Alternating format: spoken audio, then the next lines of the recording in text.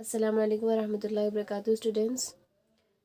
A very good morning to all of you. From today, we are going to start Essay 2 syllabus. I've already sent you syllabus index of Essay 2.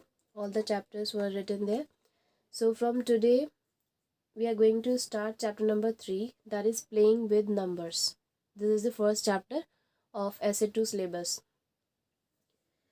अब देखिए chapter number 3 में सबसे पहला topic क्या है आपका, factors, multiples and all. We have already discussed these topics in basics of mathematics.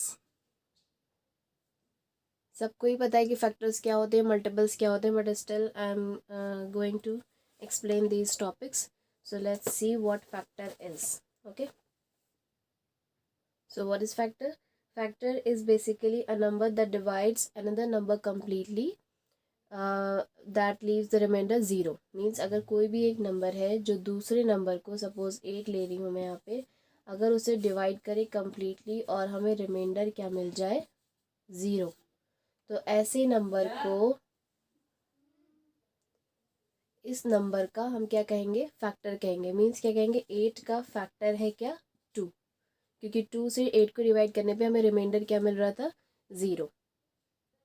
And what are multiples? Multiples are basically the numbers that comes in under the table of particular number. For example, अगर मैं 3 की बात करूँ तो 3 के multiples उसकी table में आने वाले जो नंबर्स होते हैं वही होते हैं. जैसे 3 1 3, 3 2 6, ये सारे क्या हैं, 3 के मल्टीपल्स हैं, 3 6 9 12 एंड सो ऑन.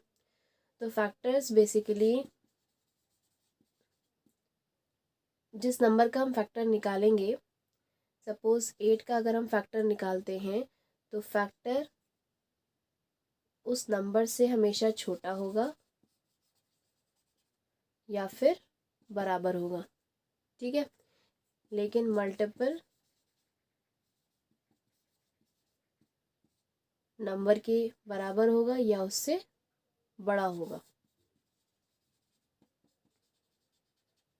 जैसे 3 था ये, तो 3 कहाँ से स्टार्ट हुआ, मल्टीपल 3 से ही स्टार्ट हुआ. 3 से छोटा मल्टीपल नहीं हो सकता 3 का. ये डिफरेंस है फैक्टर और मल्टीपल्स में. All the properties we have already discussed, all the properties of factors and multiples under the topic of basics mathematics. तो अगर किसी को कुछ वापस से पढ़ना हो, देखना हो, तो आप लोग प्लेलिस्ट में जाके वहाँ से देख सकते हैं. ओके, तो चलिए let's start with the exercises. Okay, so exercise 3.1, question number 1 is saying write all the factors of the following numbers. We have already done these types of questions, जिसमें हमें फैक्टर्स निकालने होते हैं. मैं आपको ये मेथड भी बता चुकी हूँ कैसे निकालना है, एक बार हम फिर से देखेंगे. तो आपको क्या करना है, सारे फैक्टर्स निकालने हैं, इस तरह के जो भी आपको पार्ट्स दे रखे हैं उन सब के. So let's start with the part A, that is 20. So first part is 20. We have to find out all the factors of 20, यानी सारे फैक्टर्स निकालने हैं 20 के. ऐसे नहीं कि बस आपने 2 बता दिया, 5 बता दिया, सारे जितने भी होते हैं 20 के वो सारे निकालने हैं. तो एलसीएम मेथड के थ्रू सारे फैक्टर्स निकल के नहीं आते. सो अगेन मैं आपको भी वाले मेथड बताऊँगी जो मैंने आपको पहले बताया था. आप स्टार्ट कीजिए कहाँ से, 1 से, और कहाँ तक जाएंगे हम, 20 तक. ठीक है, 1 से स्टार्ट करेंगे हमेशा और उस नंबर तक जाएंगे जिस नंबर का हमें निकालना है. अब हम कहें 1 के बाद देखेंगे क्या आता है, 2. तो क्या 2 की टेबल में 20 आता है, बिल्कुल आता है. तो आप लिखेंगे यहाँ पे 2 और यहाँ पे क्या लिखेंगे आप, 10, क्योंकि 2 10 20 होता है.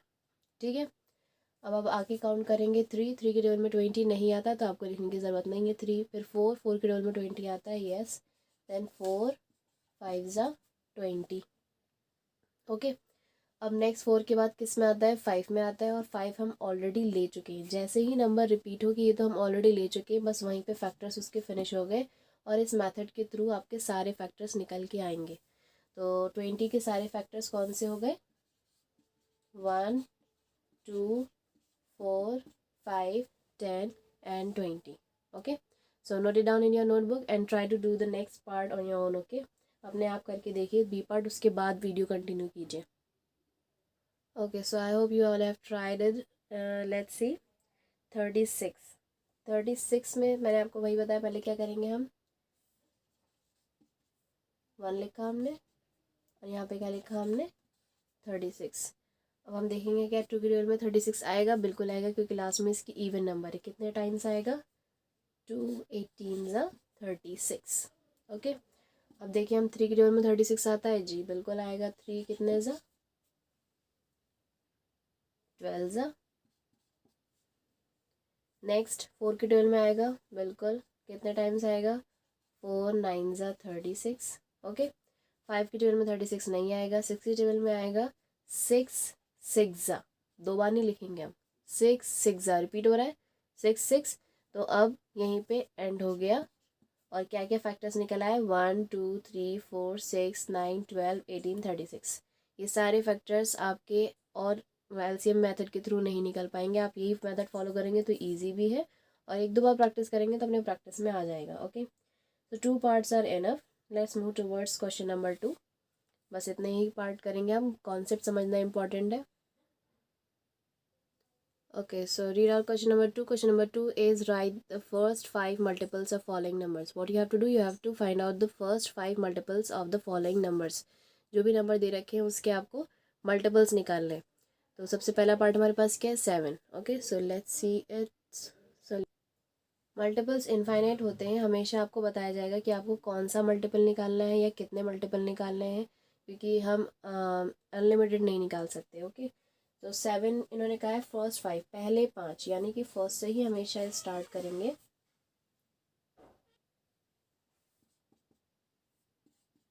और कहाँ तक जाएंगे अप टू